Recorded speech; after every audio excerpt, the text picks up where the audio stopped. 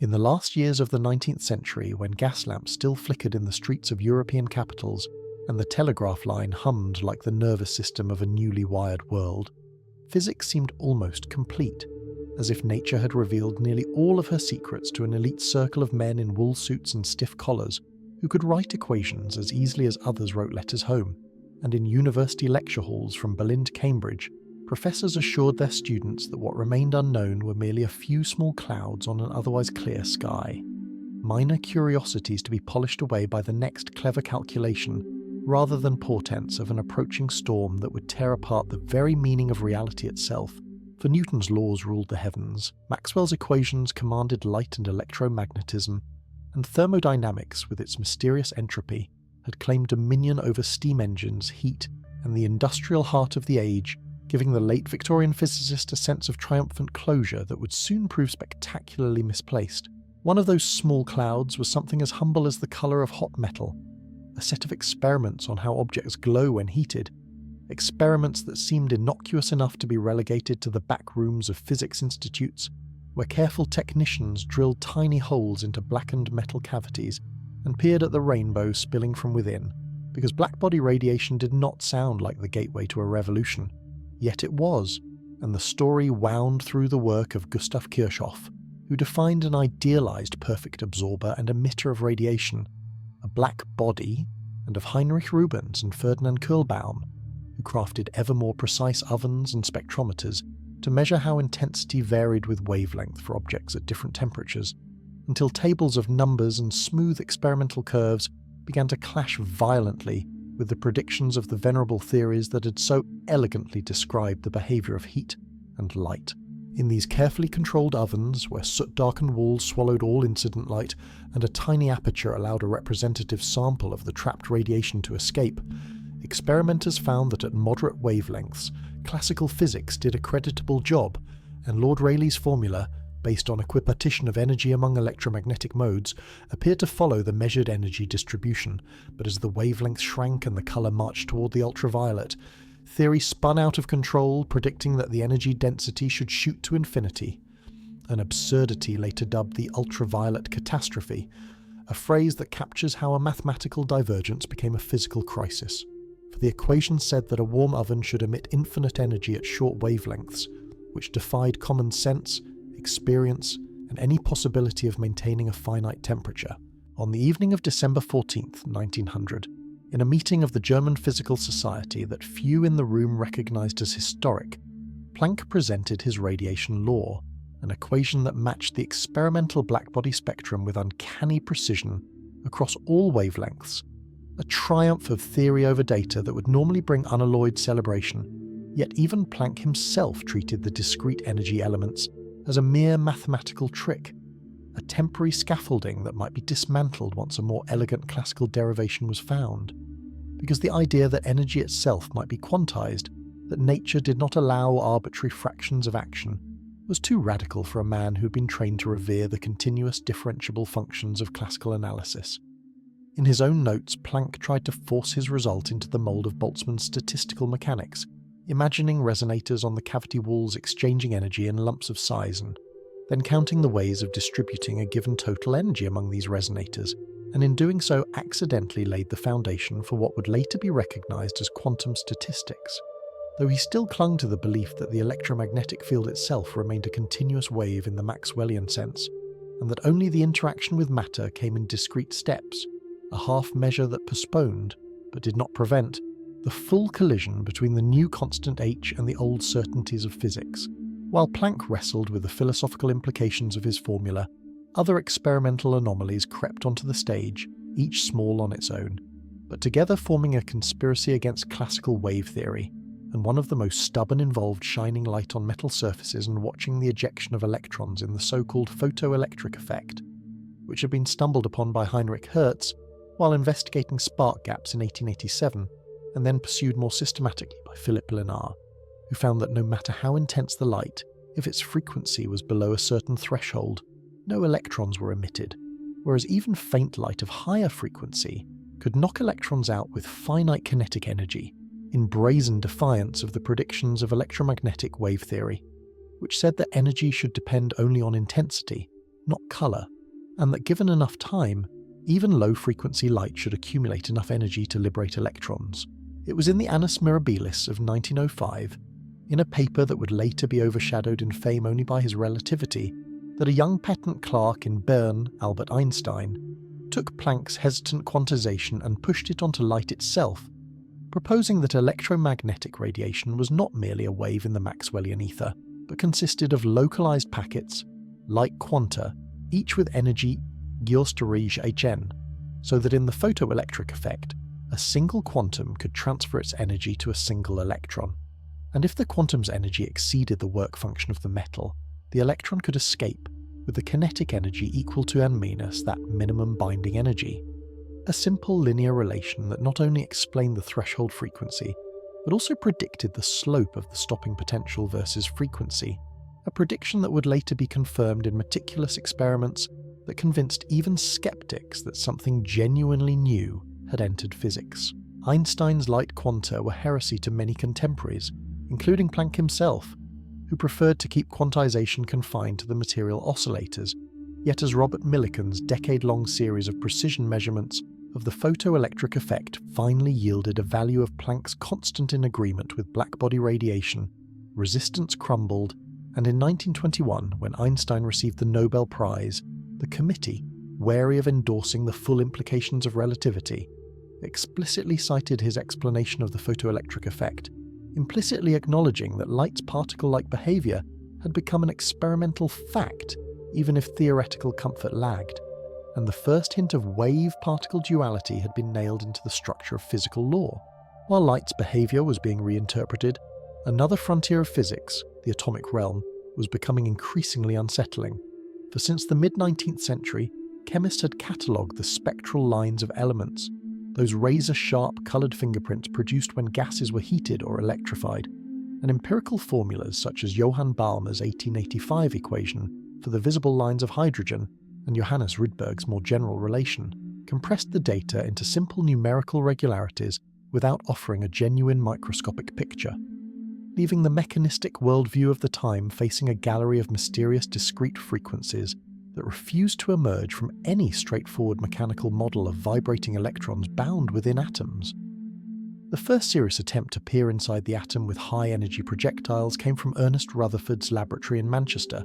where between 1909 and 1911, Hans Geiger and the young Ernest Marsden fired alpha particles, helium nuclei, at thin gold foils and were astonished to find that, though most passed through with only slight deflection,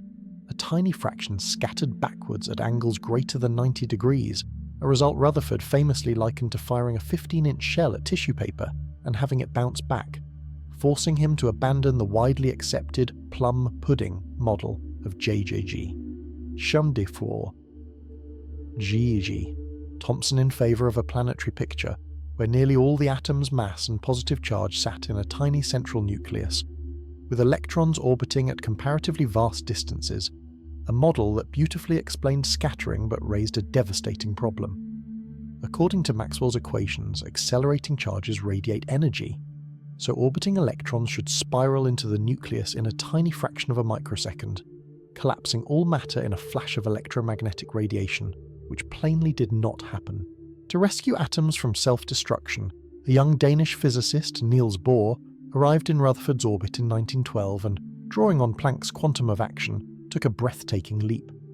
He postulated that electrons in atoms could only occupy certain discrete orbits, where their angular momentum was quantized in integer multiples of h2p, and that while in these stationary states they did not radiate at all, only emitting or absorbing light when they jumped abruptly from one allowed orbit to another, with the frequency of the emitted photon given by the energy difference divided by Planck's constant, thus making spectral lines not arbitrary curiosities, but direct signatures of quantum jumps between quantized energy levels, a model he laid out in his 1913 trilogy of papers that not only accounted for the discrete hydrogen spectrum, but also derived the Rydberg constant in terms of fundamental quantities, like the electron's charge, mass, and Planck's constant, offering for the first time a glimpse of atomic structure grounded in quantum rules rather than classical guesswork. Bohr's atom was a strange hybrid, clinging to classical circular orbits while grafting onto them wholly non-classical quantization conditions. Yet its numerical successes were undeniable, and it inspired the old quantum theory, where physicists like Arnold Sommerfeld refined Bohr's model by allowing elliptical orbits and introducing relativistic corrections, explaining fine structure splittings of spectral lines and the anomalous Zeeman effect in magnetic fields. But this patchwork ran into mounting contradictions when applied beyond hydrogen or helium-like ions, and the very concept of classical paths in the atom began to fray as more data accrued, simultaneous with a growing recognition that both matter and radiation were displaying a strange dual behaviour. Light, once thought purely a wave, now acted as a stream of quanta, and electrons, long treated as point particles, began to show hints that they might also possess wave-like properties. The decisive mathematical expression of matter's wave nature came from a French aristocrat turned physicist, Louis de Broglie, who in his 1924 doctoral thesis proposed that if light had both wave and particle aspects, perhaps material particles such as electrons also carried an associated wave, with wavelength given by Planck's constant divided by momentum, L/hp, a bold extension that initially seemed like a poetic analogy rather than a testable claim, until experimentalists stepped in, most notably Clinton Davison and Lester Germer at Bell Labs, who in 1927 observed clear diffraction patterns when low-energy electrons scattered off a nickel crystal, patterns that matched the de Broglie wavelength calculated from the electron's momentum and the crystal's lattice spacing, providing concrete evidence that matter could form interference fringes, just like light, and turning de Broglie's conjecture into one of the firmest facts at the foundation of quantum mechanics. Even before electron diffraction was firmly established, a quiet revolution was unfolding in the theory of atomic structure, driven in part by a severe case of hay fever. In the summer of 1925, Werner Heisenberg, tormented by allergies in Göttingen, retreated to the North Sea island of Helgoland where, in a kind of solitary exile amid the gulls and waves, he resolved to construct a mechanics that would deal only in observable quantities, like the frequencies and intensities of spectral lines, dispensing entirely with unobservable electron orbits. And there, over a few fevered weeks, he found a new way to encode the transitions between atomic states as arrays of numbers governed by peculiar multiplication rules that did not commute, meaning that AB was not necessarily equal to BA, a property quite alien to classical physics but natural to matrices, a mathematical structure that Max Born recognized at once when Heisenberg showed him the results back in Göttingen. Born, along with his assistant Pascal Jordan, formalized Heisenberg's insights into what came to be called matrix mechanics, where physical quantities like position and momentum became infinite matrices acting on abstract state vectors, and their fundamental commutation relation, x, p, y, which encapsulated the fact that position and momentum could not both have sharp values simultaneously, emerged as the algebraic core of the new theory, while energies became eigenvalues of the Hamiltonian matrix, and transitions between states were encoded in the off-diagonal elements, so that quantization and line spectra fell out naturally from the algebra rather than being imposed as ad hoc conditions on classical orbits, though to many physicists of the time, the formalism seemed opaque, lacking the intuitive picture of continuous waves that had accompanied classical mechanics for more than 2 centuries. The desire for a more visualizable framework led, independently and almost simultaneously, to another formulation of quantum theory by Erwin Schrödinger, an Austrian who, in 1925 and early 1926, inspired by de Broglie's matter waves and motivated by variational principles, wrote down a differential equation that governed a complex-valued wave function, Sx et t, whose spatial and temporal evolution in a potential Vx took the now famous form h peds t m lest, h2 2m gen 2 plus vs pebza, an equation that looked reassuringly like those describing classical waves, such as sound or water ripples, yet whose solutions for the hydrogen atom reproduced Bohr's energy levels exactly and yielded continuous probability clouds rather than pinpoint orbits, giving physicists an enticing picture of electrons as smeared out standing waves occupying quantized modes around the nucleus. Although Schrödinger himself initially hoped his waves might represent some kind of physical density rather than mere probabilities, It was Max Born who, in 1926, supplied the probabilistic interpretation that would forever divorce quantum mechanics from classical determinism, arguing that the square modulus of the wave function, just as 2, should be understood as a probability density of finding a particle in a given region of space at a given time, not as a charge or mass density, and that the outcomes of measurements were intrinsically probabilistic, with the wave function providing only the distribution of possible results rather than a hidden, more detailed description, a view that forced physicists to abandon the comfortable picture of particles with well-defined trajectories and replace it with a statistical framework in which certainty gave way to likelihood, and the act of measurement acquired a central, almost disturbing role. As the new mechanics spread, Heisenberg sought to distill its essence into a general principle that would capture the inherent limitations on simultaneously defining certain pairs of observable quantities. And in 1927 he introduced what is now called the uncertainty principle, expressing mathematically that the product of the standard deviations of position and momentum measurements cannot be smaller than h2, dex dp blah h2, a relation he motivated with thought experiments such as the gamma-ray microscope, where attempting to localize an electron more precisely by using shorter wavelength radiation inevitably imparted a larger, uncontrollable recoil to its momentum, and though the later, more rigorous derivation would rely on the non-commutative structure of operators, Heisenberg's insight crystallized a radical departure from classical thinking. It was not merely that measurement disturbed the system, but that nature did not allow certain conjugate quantities to be simultaneously well-defined in principle. In Copenhagen, Bohr and Heisenberg forged not just equations but a philosophy of quantum theory, one Bohr called complementarity, claiming that the wave and particle aspects of quantum objects, as well as different experimental setups highlighting incompatible observables, offered mutually exclusive but jointly necessary descriptions of reality, and that there was no underlying single picture from which both could be derived, only the full tapestry of possible experimental arrangements and their statistically predictable outcomes, forming what could meaningfully be said about nature, a view that many found deeply unsatisfying, yet almost impossible to refute,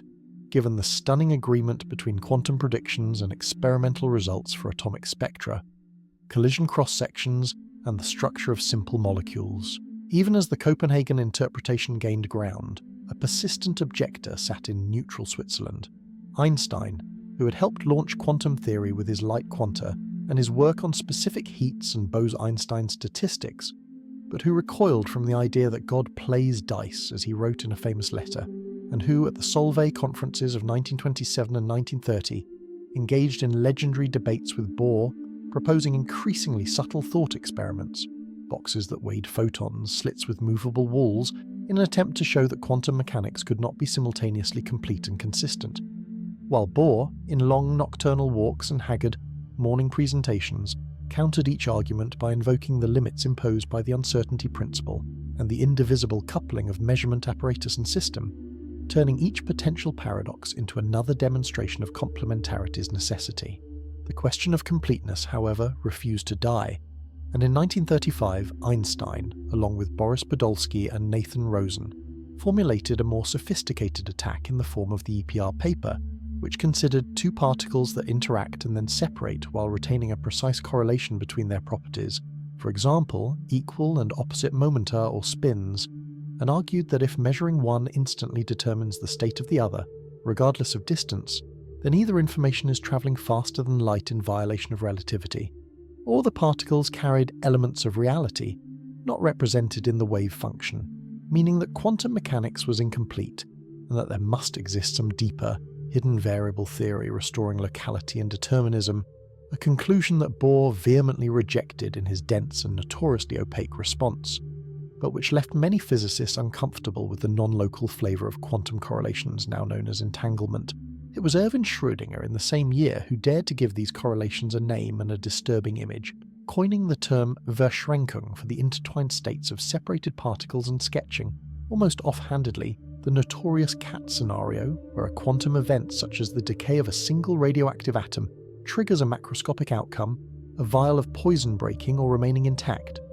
so that before an observation, the combined system of atom, detector and cat appears to be in a superposition of alive and dead, a state that violates every intuition about the macroscopic world and forces the uncomfortable question of how, and at what scale, the nebulous quantum probabilities sharpen into the definite realities we experience. While these philosophical battles raged, the technical apparatus of quantum theory marched on, filling in the periodic table and solidifying its hold on the microscopic world, for Wolfgang Pauli's 1925 exclusion principle, which stated that no two electrons in an atom could share the same set of quantum numbers, provided a firm theoretical basis for the structure of the periodic table, explaining why elements form rows and columns with distinct chemical properties, while the independent work of Enrico Fermi and Paul Dirac in 1926 on the statistical distribution of indistinguishable particles established Fermi-Dirac statistics for fermions, particles with half-integer spin that obey the exclusion principle, and by contrast Bose-Einstein statistics for bosons, particles with integer spin that can pile into the same state, a distinction with immediate consequences for everything from the behavior of electrons in metals to the properties of light in lasers. Pauli's principle also rippled far beyond chemistry, quietly determining the fate of dying stars. For in the 1930s, astrophysicists such as Subrahmanyan Chandrasekhar realized that as a massive star exhausts its nuclear fuel and collapses, the electrons in its core are squeezed into ever smaller volumes, but the exclusion principle forbids them from all occupying the lowest energy states, forcing them to fill a ladder of higher momenta and creating an electron degeneracy pressure that halts collapse at a finite radius, producing a white dwarf star. While for even more massive progenitors, the electrons combine with protons to form neutrons, leading to neutron stars supported by neutron degeneracy pressure, with densities so extreme that a teaspoon of neutron star matter weighs billions of tons, and with gravitational fields that test the interplay between quantum statistics and general relativity in regimes far removed from the laboratory. Spin itself, the intrinsic angular momentum carried by particles, had emerged experimentally in 1922, when Otto Stern and Walter Gerlach sent a beam of silver atoms through a non-uniform magnetic field and observed it splitting into two distinct beams on a detector plate, a result incompatible with the classical expectation of a continuous distribution of magnetic orientations, but perfectly in line with a quantized internal angular momentum that could take on only discrete projections along any measurement axis. And later, the mathematical description of spin as two-component spinors, obeying SU2 symmetry, and forming the simplest non-trivial representation of the rotation group's double cover, gave rise to a host of quantum phenomena, from fine details in atomic spectra to the Pauli spin matrices that now populate every introductory quantum textbook. When Paul Dirac set out in the late 1920s to reconcile quantum mechanics with Einstein's special relativity, he produced not only a new wave equation for the electron, linear in both time and spatial derivatives, but also a startling prediction of antimatter for his equation-admitted negative energy solutions that he initially interpreted as a sea of filled states, with holes corresponding to positively charged electrons or positrons, which at the time had not been observed, yet within a few years, in 1932, Carl Anderson discovered the positron in cosmic ray tracks, curving the wrong way in a magnetic field in his cloud chamber photographs, confirming Dirac's theoretical particle and inaugurating a new era in which every fermion was suspected to have an antiparticle partner, a fact later extended and generalized in the framework of quantum field theory, where particles and antiparticles emerge from the same underlying fields. The transition from quantum mechanics as a theory of particles and waves to quantum field theory, as a framework for fields that can be quantized and whose excitations appear as particles, began in the mid-1920s with Pascual Jordan and Oscar Klein, who applied canonical quantization procedures to fields such as the electromagnetic field, promoting the field amplitudes and their conjugate momenta to operators satisfying commutation relations, and revealing that the energy levels of the field could be thought of as an infinite tower of states with 0, 1, 2 quanta, photons, each with discrete energy and momentum, so that emission and absorption of light became processes of creation and annihilation of photons, a picture that, though technically challenging, offered a unified way to think about interactions, vacuum fluctuations, and the zero-point energies that even the ground state of a field stubbornly retains. This new field-theoretic language infiltrated many areas of physics, in condensed matter, collective excitations like phonons in a crystal lattice, magnons in a magnet, and later Cooper pairs in superconductors, came to be understood as quasi-particles emergent quanta of underlying fields rather than fundamental entities in their own right, showing that quantization was not merely a property of elementary particles, but a general organizing principle wherever waves and interactions occurred,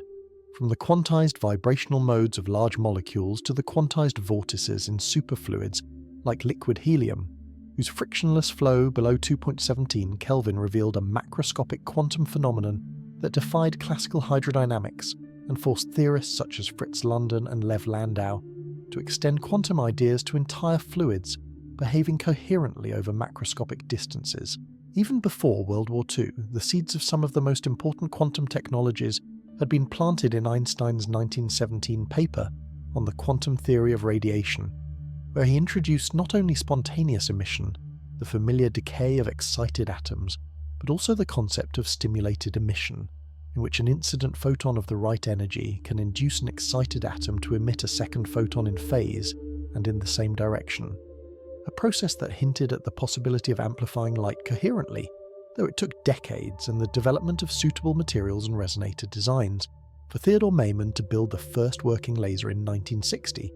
using a ruby crystal excited by a flash lamp to produce a brilliant monochromatic red beam, a direct technological manifestation of quantum rules governing atomic transitions and photon statistics. At the same time, the quantum understanding of electron behavior in solids was reshaping both physics and industry, as band theory, developed by Felix Bloch, Rudolf Peierls and others, explained how electrons in a periodic lattice form allowed and forbidden energy bands, rendering some materials insulators and others metals, with a special class, semiconductors, lying in between, where a small energy gap enables controlled conduction, leading to the invention at Bell Labs in 1947 of the transistor by John Bardeen, Walter Brattain and William Shockley, a device that harnessed quantum tunneling and band structures to modulate current, and that would eventually shrink to nanometer scales, making it impossible to ignore phenomena like quantized conductance,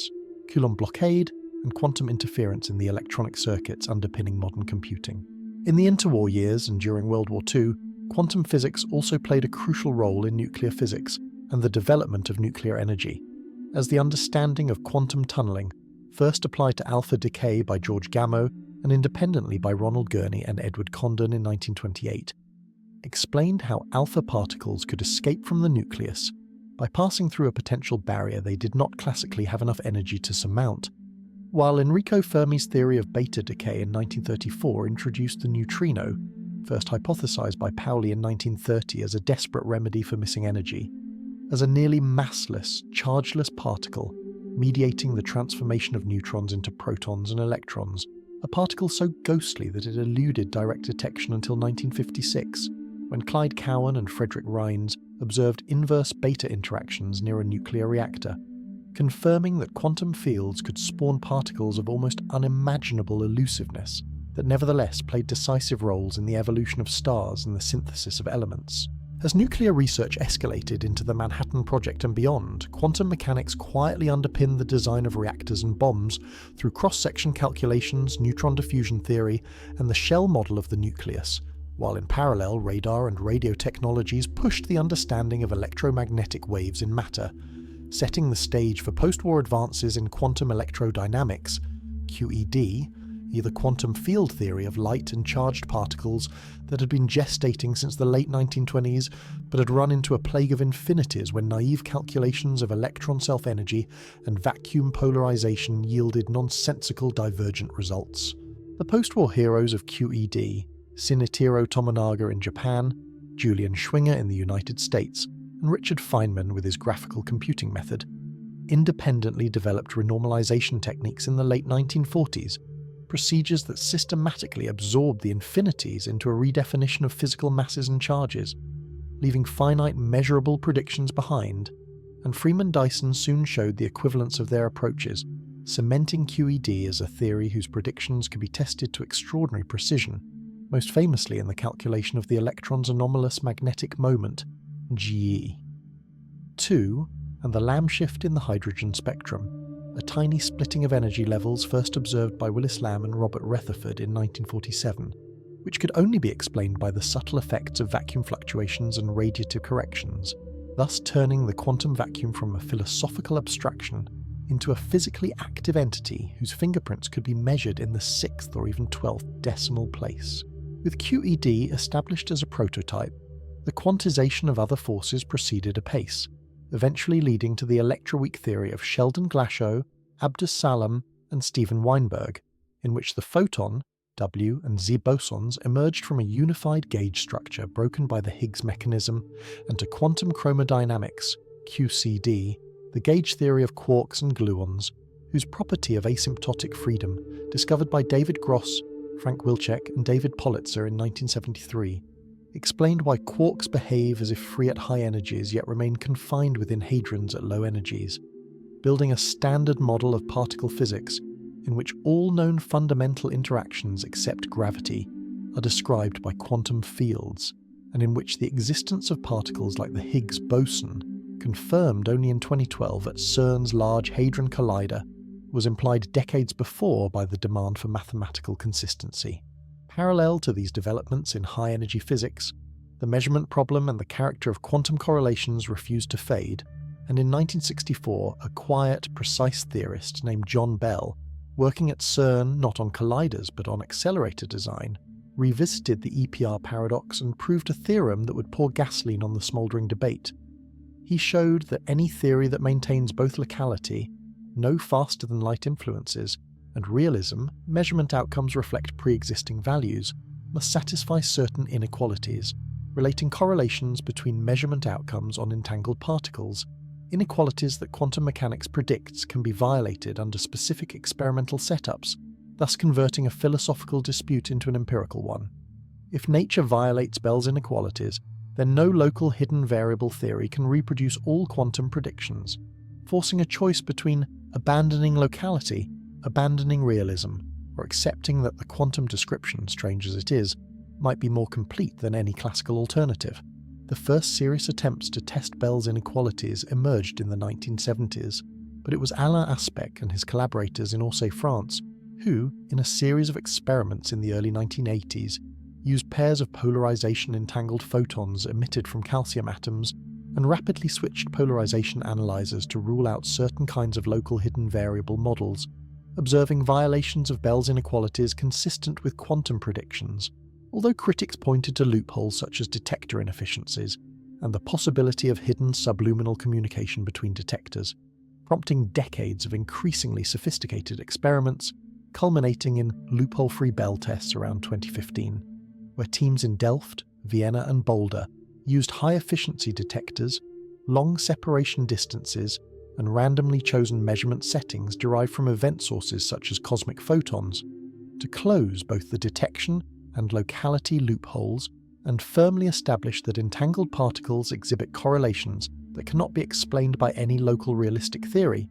a fact so robust that in 2022, the Nobel Prize in Physics was awarded jointly to Aspect, John Clauser, and Anton Zeilinger for their foundational work on entangled photons and quantum information science. Meanwhile, a more prosaic, yet equally deep issue, how quantum superpositions give rise to classical definiteness, was being recast in terms of decoherence, a framework developed by H. Dieter Zeh in 1970 and refined by Wojciech Zurek and others, who showed that when a quantum system becomes entangled with its environment, millions or billions of degrees of freedom in the surrounding air, photons and thermal vibrations, the coherence between different components of its superposition is rapidly lost, as off-diagonal elements of the system's reduced density matrix are effectively suppressed, leading to the appearance of classical mixtures rather than pure quantum superpositions for any local observer, and that this process can occur on unimaginably short timescales, far faster than any human or even electronic observation, meaning that the world looks classical to us not because quantum rules fail at large scales, but because entanglement with the environment constantly monitors and selects robust, pointer states that behave in approximately classical ways. Decoherence, however, does not by itself pick a single outcome from the available possibilities. It merely explains why interference between macroscopically distinct alternatives becomes unobservable in practice, leaving intact the different interpretive camps: Copenhagen, many worlds, Bohmian mechanics, objective collapse theories, each offering a different story about what the wave function represents and how, if ever, it collapses. yet all agreeing on the core quantum predictions tested in the laboratory, where experiments have pushed superposition and interference effects into regimes once thought safely classical, such as interference of large molecules like fullerenes, C60 and C70, passing through gratings to produce clear fringe patterns, or superconducting circuits containing billions of electrons flowing in phase-coherent loops, forming macroscopic quantum bits that can be manipulated, entangled and read out, blurring the intuitive boundary between micro and macro. As the conceptual foundations were being probed, a new way of thinking about quantum mechanics, as an information processing resource rather than merely a theory of microscopic matter, was emerging from the work of individuals scattered across physics, computer science, and cryptography, beginning with Stephen Wiesner's ideas in the 1970s about quantum money and conjugate coding, and blossoming in the 1980s when Charles Bennett and Gilles Brassard proposed quantum key distribution (QKD) protocols in 1984 that exploited the no-cloning theorem, proved by Wouters and Zurich in 1982, establishing that unknown quantum states cannot be perfectly copied, to enable two parties to generate a shared secret key, with security guaranteed not by computational hardness, but by the laws of physics, since any eavesdropper attempting to intercept the quantum bits would inevitably disturb their states and reveal their presence through altered error rates. The realization that quantum mechanics could offer fundamentally new computational capabilities came into sharp focus in the 1990s, when Peter Shaw, working at AT&T Bell Labs, developed in 1994 an algorithm that could factor large integers efficiently on a quantum computer, posing a direct challenge to widely used cryptographic schemes like RSA, whose security relies on the classical difficulty of factoring, while Lovegrover soon followed with an algorithm offering quadratic speedup for searching unsorted databases, showing that quantum superposition and interference could be harnessed not just to simulate physical systems, as Feynman had suggested in his 1982 talk on simulating physics with computers, but to outperform classical computation in specific, well-defined tasks, provided one could build and control a scalable quantum computer. The building blocks of such machines, quantum bits or qubits, can take many physical forms: spin states of trapped ions, polarization states of photons, energy levels in superconducting circuits, nuclear spins in solid-state defects like nitrogen vacancy centers in diamond. But they all share the defining ability to exist in coherent superpositions of logical 0 and 1, and to become entangled with one another, enabling quantum gates that operate on entire amplitudes simultaneously, yet also making them exquisitely sensitive to noise and decoherence, necessitating error correction schemes like the surface code and fault-tolerant architectures that can protect logical qubits, with layers of redundancy built atop fragile physical ones, a formidable engineering challenge that has spurred the development of dilution refrigerators, ultra-low noise microwave electronics, and sophisticated pulse-shaping techniques to tame interactions at the nano and microsecond scale. Among the earliest experimental demonstrations of quantum information concepts was quantum teleportation, first realized in 1997 by Anton Zeilinger's group in Innsbruck, following a theoretical protocol devised by Bennett and co-authors in 1993, in which the unknown state of a photon is transferred to another distant photon by consuming a pair of entangled photons and sending two classical bits of communication, illustrating that, despite the science fiction connotations of its name, teleportation does not move matter or energy instantaneously, but rather uses entanglement as a kind of resource to relocate quantum information, while respecting the no faster than light signaling constraints of relativity, and highlighting how quantum correlations can substitute for physical transfer in ways unimaginable in classical physics. Entanglement, once an embarrassment to be swept under the rug of incomplete descriptions, has thus become a currency in quantum communication and computing, with entanglement distillation, entanglement swapping, and cluster states forming parts of the vocabulary of quantum engineers, while experimental groups have sent entangled photons through optical fibers over hundreds of kilometers, bounced them off satellites like China's Michus spacecraft to distribute entangled pairs over distances exceeding 1,000 kilometers, and used them for satellite-based QKD, demonstrating that quantum effects are not confined to the scale of laboratory benchtops, but can span continents and, eventually, interplanetary distances, raising the prospect of a future quantum internet linking quantum processors and sensors into a globe-spanning web of non-classical correlations. Even as quantum information science advanced, other quantum phenomena, often first glimpsed in low-temperature physics, continued to reveal nature's capacity for collective behaviour, driven by the indistinguishability and statistics of particles as seen in superfluid helium-4, discovered by Piotr Kapitsa, John Allen, and Don Misner in the late 1930s, where below the so-called lambda point, the liquid loses all viscosity and can flow through atomic-scale pores, climb walls, and form persistent currents in closed loops, behaviour that could be understood by viewing a macroscopic fraction of the helium atoms as condensing into a single quantum state, a Bose-Einstein condensate, BEC, an idea extended to ultra-cold dilute gases of alkali atoms, first realised in 1995 by Eric Cornell, Carl Wieman, and Wolfgang Ketterle in magneto-optical traps, where clouds of rubidium and sodium at nanokelvin temperatures exhibited interference patterns when overlapping, showing directly that thousands or millions of atoms were sharing a single wave function. For fermions, the route to collective quantum behaviour followed a different path, as John Bardeen, Leon Cooper, and John Schrieffer showed in 1957 in their BCS theory of superconductivity that electrons in a metal, which repel each other via Coulomb interactions, can under certain conditions of lattice vibrations form bound Cooper pairs that behave as composite bosons, condensing into a macroscopically coherent state that can carry electrical current with exactly zero resistance, a phenomenon that underlies many modern technologies from MRI machines, where nuclear magnetic resonance exploited by Felix Bloch and Edward Purcell in 1946 is detected by superconducting magnets, to quantum interference devices like squids, which use Josephson junctions discovered by Brian Josephson in 1962, to detect minute changes in magnetic fields down to a few femtoteslas, allowing, for example, the measurement of brain activity or subtle features of Earth's geomagnetic field with quantum-enhanced sensitivity. Quantum faces of matter beyond simple superconductors and superfluids were glimpsed in the integer quantum Hall effect, discovered by Klaus von Klitzing in 1980,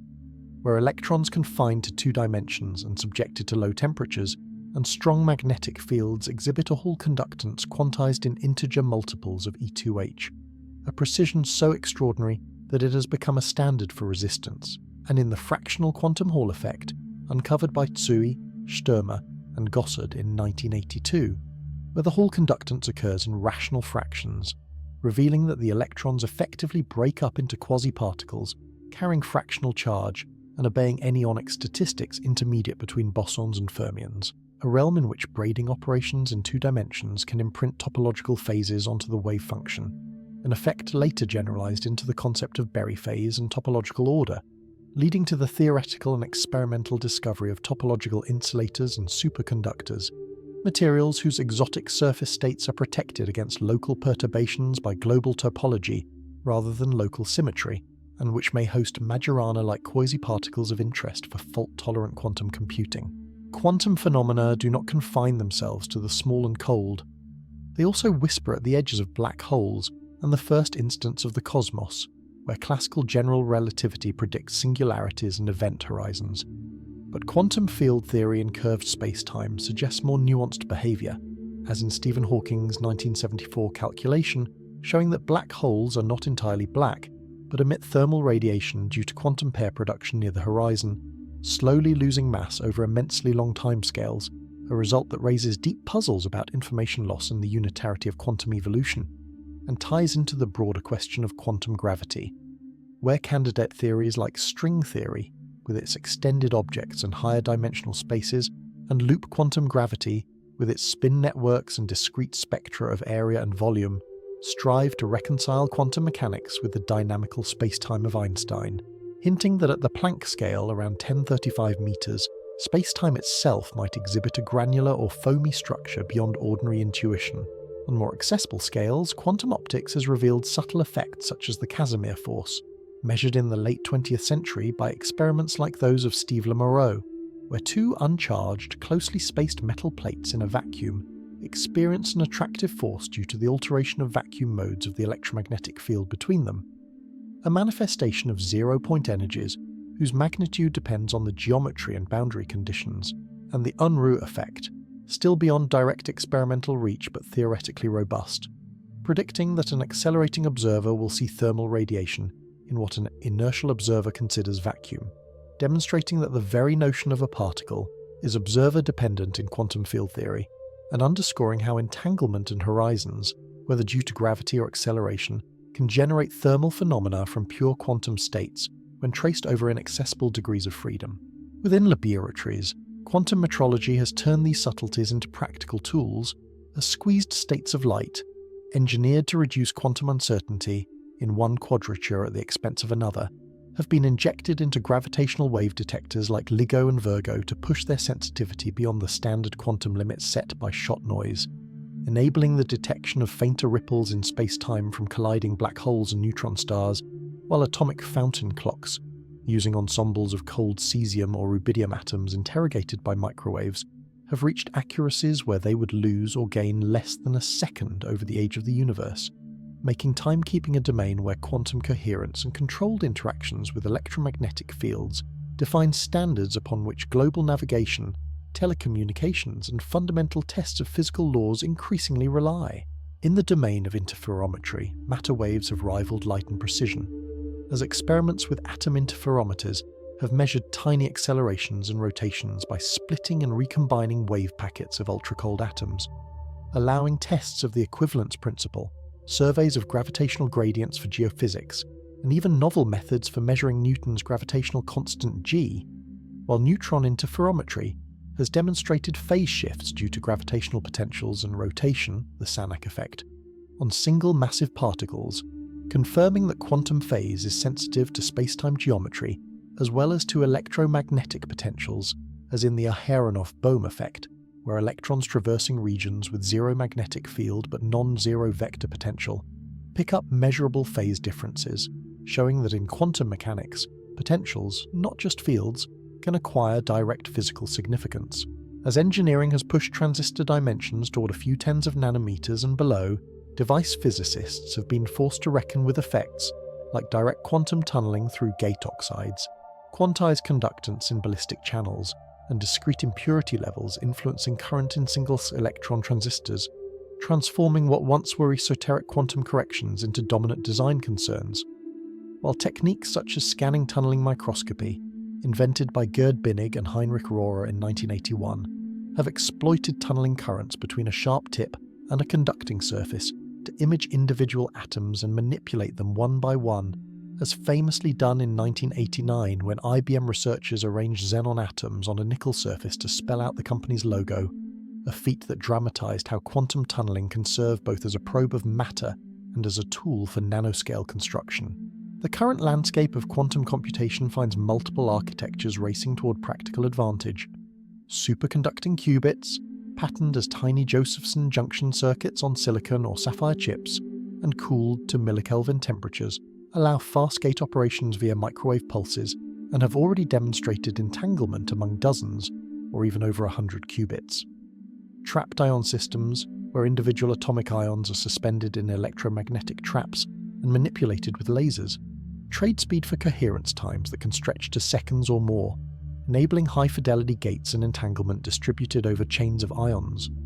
Photonic approaches, using single photons in integrated optical circuits, exploit room temperature operation and low decoherence at the cost of challenging deterministic interactions. And emerging platforms like Rydberg atom arrays and spin qubits in silicon or diamond promise dense scaling and compatibility with existing semiconductor technologies, with companies, national labs and startups alike exploring error-corrected logical qubits, small-scale algorithms and applications in quantum chemistry, optimization and simulation. The elusive goal of quantum supremacy, or quantum advantage, whereby a programmable quantum device performs a well-defined computational task significantly faster than any known classical algorithm on contemporary supercomputers, was claimed in 2019 by a team at Google using a 53-qubit superconducting processor named Sycamore to sample from the output distribution of a random quantum circuit, a feat estimated to take thousands of years on a classical machine but achieved in minutes on the quantum hardware, though later debates refined what such comparisons should mean and how classical simulators might catch up. Yet regardless of the marketing language, the experiment showed that coherent control over dozens of entangled qubits could reach computational regimes previously inaccessible, an important psychological and technological milestone in the maturation of quantum machines. Throughout this century-long journey, from Planck's black-body curve to entangled qubits ticking at gigahertz rates in frigid dilution refrigerators, quantum physics has repeatedly confronted human intuition with phenomena that resist any simple metaphor. From tunneling and superposition to entanglement and topological phases, yet each of these initially fragile, laboratory-bound curiosities has, over time, been tamed, quantified, and woven into the fabric of technology and cosmology, reshaping not only the devices in our pockets and the instruments that probe the skies, but also the very questions we ask about reality, information, and the limits of knowledge itself, as if that small constant h that Planck reluctantly introduced more than a century ago had opened a narrow, quantized doorway through which an entire universe of new facts, capabilities, and mysteries continues to pour.